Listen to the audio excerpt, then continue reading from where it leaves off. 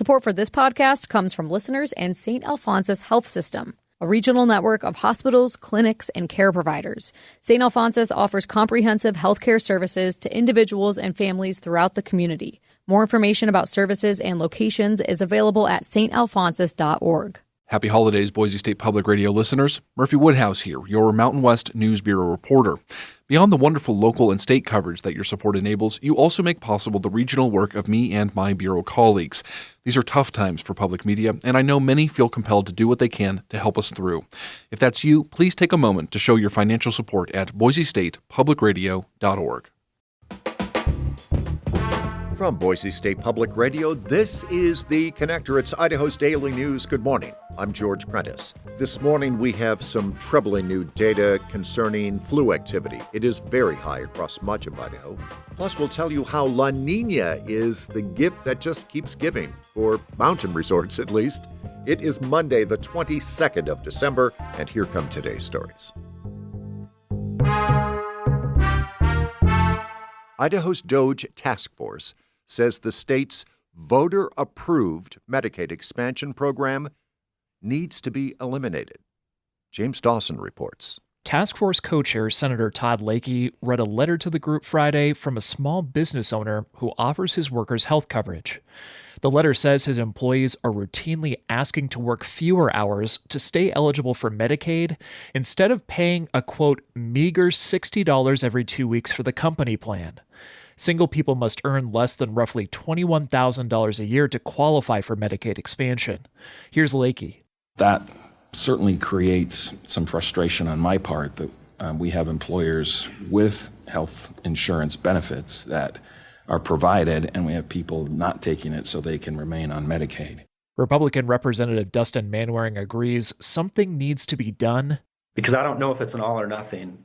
There may be some other things we can do to contain costs without full repeal. About 81,000 Idahoans are enrolled in Medicaid expansion as of mid-December. State lawmakers and Governor Brad Little would both need to sign off on a repeal plan to take effect.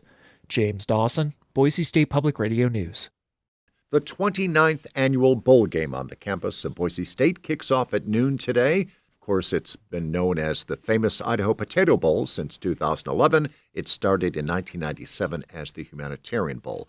This year's matchup is unique because there's no team from the Mid-American Conference.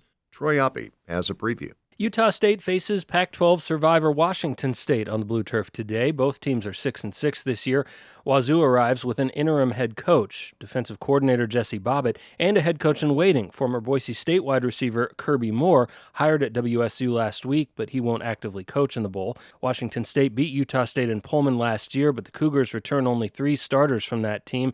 The game will be a preview of years to come, though, as both will be part of the rebuilt Pac-12 starting next fall. Bobbitt says that's a nice feature, even though he won't be coaching in Pullman next year. It's an exciting time for the new Pac-12.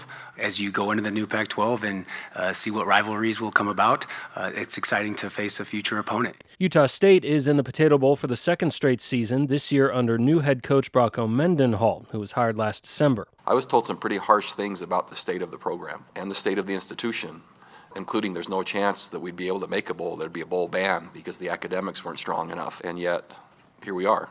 Both teams have impact players who have already departed for the transfer portal. WSU's starting running back and Utah State's leading wide receiver are gone, plus a handful of others. The famous Idaho Potato Bowl is televised on ESPN, which also owns and operates the game. Troy Oppie, Boise State Public Radio News. The latest data from the Centers for Disease Control and Prevention indicate that hospitalization rates nationwide have jumped by 14% as a so-called super flu variant has hit some states, including Idaho. Indeed, checking the Idaho Department of Health and Welfare's latest data, it reads that flu activity is very high, especially in the Treasure Valley, Magic Valley, and in all health districts across eastern Idaho.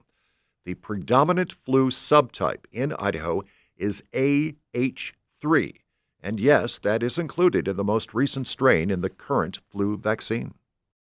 Following a weekend of a good amount of valley rain and much more snow in the mountains, weather officials say La Nina, which has been bringing us these wetter patterns of late, will stick around.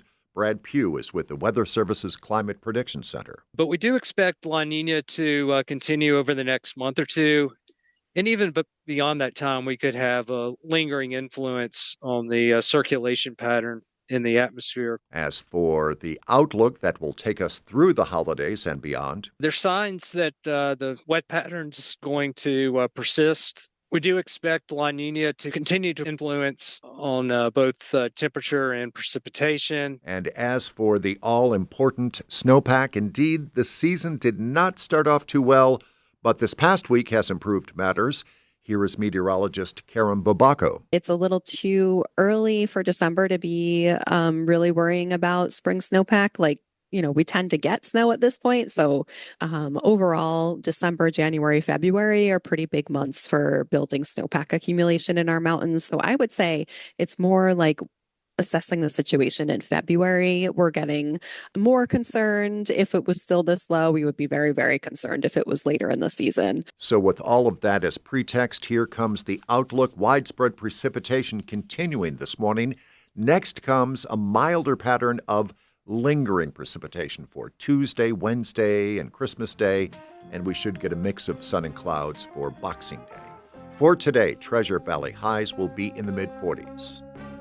And that is today's episode of The Connector. I'm George Prentice. We'll see you back here on Tuesday, and you can stay in touch with the news anytime on our website, boisestatepublicradio.org. From me to you this holiday week, well, I guess I wish it was a gift card, but thank you for listening.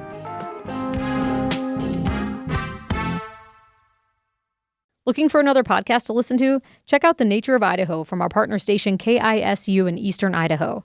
Join hosts Peter Pruitt and Dr. Leif Tapanilla as they share fascinating stories from the Gem State's great outdoors, celebrating Idaho's wildlife, landscape, and natural wonders. That's The Nature of Idaho from KISU. Listen wherever you get your podcasts.